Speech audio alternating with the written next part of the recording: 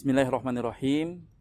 Wahayyikum bitahiyatil Islam, tahiyatan fiha salam, tahiyatan min ahlil jinan, tahiyatul mahabbah wal ukhuwah. Assalamualaikum warahmatullahi wabarakatuh.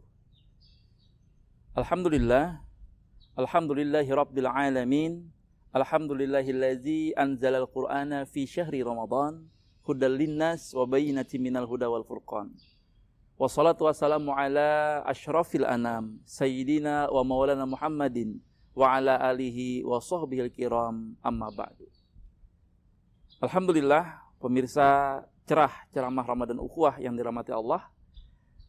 Kita bersyukur kepada Allah SWT pada hari ini, hari Ramadan yang ketiga ini, Allah memberikan kita kesehatan, kenikmatan, dan keimanan, sehingga kita bisa menjalani aktivitas Ramadan ini dengan penuh dengan keimanan dan keikhlasan.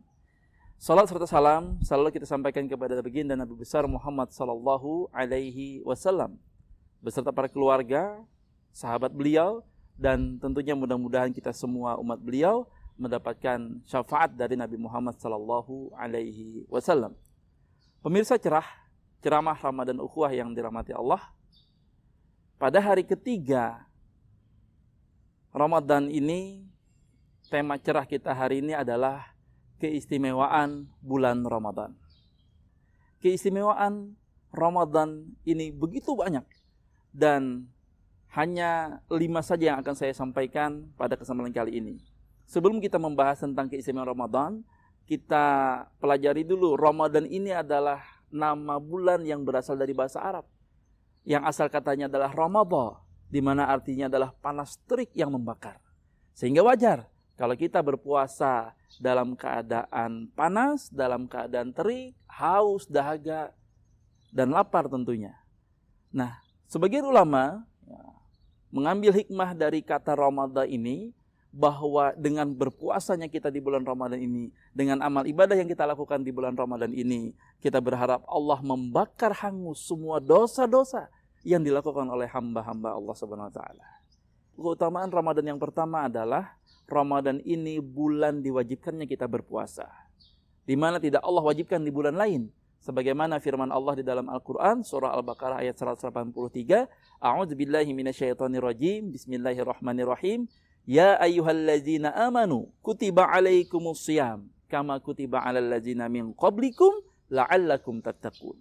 Wahai orang-orang yang beriman, diwajibkan atas kamu semua, atas kalian semua untuk berpuasa, sebagaimana diwajibkan atas orang-orang sebelum kamu, agar kamu bertakwa. Maka puasa ini outputnya adalah al-muttaqun, orang-orang yang bertakwa. Sehingga indikator berhasilnya puasa kita adalah bertambahnya takwa kita atau berkurangnya takwa kita. Dan sungguh besar pahala puasa ini, sampai-sampai Allah menyampaikan di dalam sebuah hadis qudsi yang bunyinya adalah kullu amal ibni Adam lahu illa as-siyam fa innahu li wa anna ajzi bih. Kata Allah di dalam sebuah hadis qudsi menyampaikan bahwa semua amal anak Adam, cucu keturunan Adam, artinya semua manusia, semua amalannya untuknya kecuali puasa. Puasa ini kata Allah fa innahu li, sesungguhnya puasa ini untukku dan aku sendiri yang akan memberikan ganjaran pahala itu. Pemirsa cerah yang dirahmati Allah, keutamaan bulan Ramadan yang kedua adalah bulan ini bulan diturunkannya Al-Quran. Sehingga sering disebut sebagai Syahrul Ramadan huwa Syahrul Quran. Firman Allah SWT di dalam Al-Quran, kalau tadi tentang puasa di 183, 2 ayat setelahnya 185, Allah menjelaskan, A'udzubillahi minasyaitonirrajim, Bismillahirrahmanirrahim, Syahrul Ramadan allazi unzila fihil Quran, hudal linnas wa bayyinatin minal huda wal furqan. Bulan Ramadan kata Allah SWT adalah bulan yang di dalamnya diturunkan Al-Quran, hudal linnas sebagai petunjuk bagi manusia, wa bayyinatin minal huda wal furqan, dan sebagai penjelasan-penjelasan mengenai petunjuk itu, dan sebagai pembeda antara yang hak dan yang batil. Al-Baqarah 185. Karena bulan puasa, bulan Ramadan ini adalah bulan diturunkannya Al-Quran, maka seharusnya kita meningkatkan interaksi kita dengan Al-Quran. Bagaimana kita meningkatkan interaksi dengan Al-Quran? Dengan membacanya, tilawah, dengan menghafalkannya, tahfiz, dengan mempelajarinya, mentadarus Al-Quran. bahkan dengan memahami dan mengamalkan isi kandungan Al-Quran. Karena bulan ini adalah bulan diturunkannya Al-Quran, maka harusnya kita minimal punya target. Minimal 1 kali khotam di dalam Al-Quran kita membaca, di dalam Ramadan kita membaca Al-Quran. Maka kalau kita ingin khotam, kita tarik mundur 30 hari ini, kita bagi dalam 30 juz, maka minimal 1 hari kita membaca Al-Quran 1 juz. Atau yang sering kita sebut dengan one day, one juz. Kalau ingin 2 kali khotam, tinggal dikalikan 2. 1 hari bisa kita 2 kali 2 juz Al-Quran kita baca dalam sehari, maka kita selama 30 hari 1 bulan ini kita bisa mengkhatamkan 2 kali, 3 kali dan seterusnya, tinggal dikali lipatkan saja. Pemirsa, ceramah Ramadan Ukhuwah yang dirahmati Allah, keutamaan Ramadan yang ketiga adalah bulan ini bulan dilipat gandakannya pahala amal ibadah. Di mana amalan sunnah mendapatkan pahala wajib. Amalan wajib pahalanya berlipat ganda. Bahkan ibadah umroh di bulan ini mendapatkan pahala haji, Masya Allah, tabarakallah. Di mana kita tahu ibadah haji ini adalah ibadah yang membutuhkan kesabaran tingkat tinggi. Antriannya puluhan bahkan belasan tahun. Nah, sedangkan di Ramadan kita melaksanakan ibadah umroh, pahalanya dilipat gandakan sebagaimana pahala ibadah haji. Bahkan di bulan ini juga ada satu ibadah yang istimewa, di mana tidak dilaksanakan di bulan lain, yaitu ibadah sholat malam, sholat tarawih. Yang lebih sering disebut al-qiyam, di mana dengan kita melaksanakan ibadah tarawih ini, Allah akan ampuni dosa-dosa kita yang telah lalu. Dan di bulan ini pula, ada satu malam yang pahala di malam itu ketika kita beribadah, pahalanya lebih baik daripada 1000 bulan. Yaitu adalah malam Lailatul Qadar. Kita melaksanakan ibadah di malam itu, maka kita mendapatkan pahala lebih baik daripada 1000 bulan. Kalau kita hitung konversi, 1000 bulan ini menjadi 83 tahun, bahkan lebih lagi, kita beribadah di malam itu. Seakan-akan kita beribadah lebih baik, lebih banyak daripada 83 tahun diberikan ganjaran pahala oleh Allah Subhanahu wa taala. Ini sebagaimana dijelaskan oleh Allah dalam Al-Qur'an, surah Al-Qadar ayat 1 sampai 5. A'udzubillahi minasyaitonirrajim. Bismillahirrahmanirrahim. Inna anzalnahu fi lailatul qadr. Lailatul qadri khairum min alfi syahr. Tanazzalul malaikatu waruhu fiha biizni rabbihim min kulli amrin. Salamun hiya hatta matla'il fajr. Kata Allah di dalam Al-Quran, sesungguhnya kami menurunkan Al-Quran itu di malam Lailatul Qadar. Di malam kemuliaan. Apa itu malam kemuliaan? Malam kemuliaan itu adalah malam yang lebih baik daripada 1000 bulan. Para malaikat dan ar-ruh ini Jibril. Para malaikat dan ar-ruh turun. Tanazzalul malaikatu waruhu fiha, turun. Untuk apa? Tanazzalul malaikatu waruhu fiha biizni rabbihim, dengan izin Tuhannya, dengan izin Tuhan mereka, min kulli amrin, untuk mengatur semua urusan. Salamun hiya hatta matla'il fajr. Keselamatan, kedamaian, kesejahteraan di malam itu sampai terbitnya matahari. Pemirsa cerah yang dirahmati Allah, keutamaan Ramadan yang berikutnya yang keempat adalah bulan ini Allah bukakan pintu surga. Allah tutup rapat pintu neraka dan Allah belenggu syaitan.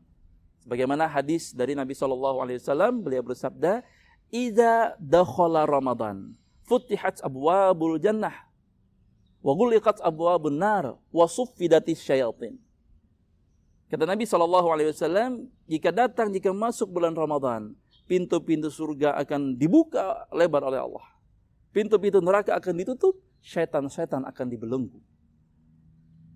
Pemirsa yang dirahmati Allah, sebagaimana hadis Nabi SAW, fil jannati thamaniyatu abwab. Kata Nabi, di dalam surga itu ada 8 pintu. Kedelapannya dibuka oleh Allah Subhanahu wa taala. Wa fiha yusama ar-rayyan, dan di dalam pintu itu, salah satu pintu itu adalah ada dinamakan pintu ar-rayyan. Khusus lagi nih, Allah sediakan lagi pintu surga VVIP bagi orang yang berpuasa. Orang yang enggak puasa tidak akan bisa masuk pintu itu. Ketika orang yang berpuasa sudah habis masuk pintu itu, maka pintu itu akan ditutup oleh Allah Subhanahu wa taala. Sebagian ulama menafsirkan hadis tentang dibukakannya pintu surga ini adalah pintu surga ini dibuka melalui amalan-amalan yang berlipat ganda di sisi Allah. Orang tambah bersemangat, amalan orang-orang meningkat di bulan ini. Sehingga Allah perintahkan sebagaimana dalam Al-Quran, Al-Baqarah 148, fastabiqul khairat. Berlomba-lombalah di dalam mengejar kebaikan. Nah, yang berikutnya, pintu neraka ditutup. Di dalam Al-Quran surah Al-Hijr ayat 44, Allah menyatakan bahwa pintu neraka itu ada 7. Dan di dalam setiap pintu neraka itu ada 19 malaikat penjaganya. Dan pemirsa, perlu kita ketahui bahwa neraka ini ada 2 macam. Yang pertama adalah neraka yang membakar, panas dengan apinya yang disebut dengan jahanam. Yang kedua adalah neraka yang dingin sekali, neraka yang membekukan. Neraka namanya Zamharir. Kesemua pintu neraka itu Allah tutup di bulan Ramadan ini. Dan yang berikutnya adalah syaitan-syaitan dibelenggu oleh Allah Subhanahu wa taala. Khususnya bagi orang-orang yang berpuasa dengan baik dan benar. Sebagaimana hadis Nabi SAW, as-siyamu junnatun, kata Nabi. Puasa ini adalah perisai. Bagi orang-orang yang bisa menjalankan puasa ini dengan baik dan benar, dia menjadi perisai, dia menjadi pelindung dari belenggu dan godaan syaitan. Yang kelima atau yang terakhir, keutamaan bulan Ramadan ini adalah bulan penuh dengan ampunan. Hanya Ramadan yang setiap waktunya mendapatkan ampunan dari Allah SWT. Hanya Ramadan yang siang dan malamnya Allah berikan ampunan. Di mana bulan lain, ampunan dan terkabulnya doa dari Allah SWT ini terikat dengan dimensi tempat dan waktu. Kalau dimensi waktu ada yang di sepertiga malam, Allah berikan ampunan, Allah berikan terkabulnya doa. Ada yang di antara azan dan iqamah, ada yang di antara 2 khutbah. Kalau tempat ada yang di masjid, ada yang di mihrab. Tetapi Ramadan menggabungkan semuanya. Ramadan tidak terikat dimensi, tempat, dan waktu. Semuanya mendapatkan ampunan dari Allah Subhanahu wa taala. Mendapatkan terkabulnya doa. Kenapa? Karena siangnya kita ada al-siyam. Siangnya kita ada siyam, ada puasa. Malamnya kita ada al-qiyam, ada beribadah malam, salat malam. Sebagaimana hadis Nabi SAW, man shoma ramadhana imanan wahtisaban, ghufira lahu ma taqaddama min dzanbi. Yang artinya adalah barang siapa yang berpuasa di bulan Ramadan karena iman dan ihtisaban, dia bermuhasabah, dia mengharapkan pahala ridha dari Allah Subhanahu wa taala, ghufira lahu ma taqaddama min dzanbi. Allah ampuni dosa-dosanya yang telah lalu. Ini ibadah siang. Di redaksi hadis lain, man qama ramadhana imanan wahtisaban, ghufira lahu ma taqaddama min dzanbi. Kata Nabi, barang siapa yang sholat malam, dia qiyam, melakukan ibadah di malam hari, di antaranya sholat, tarawih, tahajud, dan seterusnya, maka dengan iman dan ihtisaban, dengan keimanan dan mengharapkan pahala dari Allah SWT, ghufira lahu ma taqaddama min dzanbi. Allah akan ampuni dosa-dosanya yang telah lalu. Sehingga siangnya kita mendapatkan ampunan, malamnya pun kita mendapatkan ampunan dari Allah SWT. Pemirsa, ceramah Ramadan Ukhuwah yang dirahmati Allah, sebagai penutup, saya ingin menyampaikan satu hadis Nabi SAW yang seharusnya memotivasi kita untuk terus bersemangat mengejar ampunan dari Allah SWT. Nabi SAW bersabda, "Ragima anfu 'abdin dakhala 'alaihi Ramadan falam yughfarlah." Kata Nabi Muhammad SAW, sungguh celaka, sungguh merugi seorang hamba yang dia mendapati bulan Ramadan, yang Ramadan datang kepadanya, kemudian Ramadan itu berlalu pergi, sedangkan dia dalam dosanya, dalam keadaan dosanya belum diampuni oleh Allah Subhanahu wa taala. Hadis riwayat Imam Ahmad.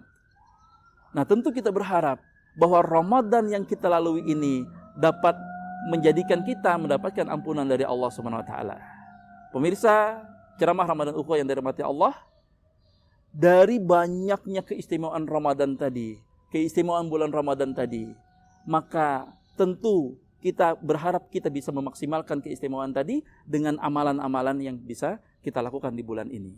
Karena jika tanpa amalan yang kita lakukan, keistimewaan tadi tidak ada artinya bagi kita semua. Kesimpulannya adalah, dengan adanya Ramadan ini, kita melaksanakan ibadah. Kalau siangnya kita melaksanakan siyam, puasa, malamnya kita melaksanakan qiyam, ibadah salat, tentu dengan imanan wahtisaban, dengan keimanan dan mengharap pahala dari Allah Subhanahu wa taala hingga kita mendapatkan ampunan dari Allah Subhanahu wa taala. Ketika kita mendapatkan ampunan dari Allah sebagaimana hadis Nabi SAW, maka kita menjadi orang-orang yang bertakwa, la'allakum tattaqun. Menjadi orang-orang yang bertakwa. Ketika kita dapat ampunan dari Allah, kita menjadi hamba yang bertakwa, maka kita akan mendapatkan ridha dari Allah Subhanahu wa taala. Dan ketika Allah sudah meridhai kita, maka tidak ada tempat yang layak, tidak ada tempat yang kita dapatkan kecuali surganya Allah Subhanahu wa taala. Ya ayyatuhan nafsul mutmainnah, irji'i ila rabbiki radiyatan mardiyah, fadkhuli fi ibadi wadkhuli jannati. sehingga kita berharap mendapatkan surganya Allah Subhanahu wa taala. Demikian iwak sapat, iwak haruan, iwak patin, iwak saluang. Mohon maaf barelaan panjang umur kita batamuan pulang. Demikian wabillahi taufik wal hidayah war ridha wal inayah. Ila liqa ma'asalamah. Subhanakallahumma bihamdika asyhadu alla ilaha illa anta astaghfiruka wa atubu ilaik. Tsumma assalamualaikum warahmatullahi wabarakatuh.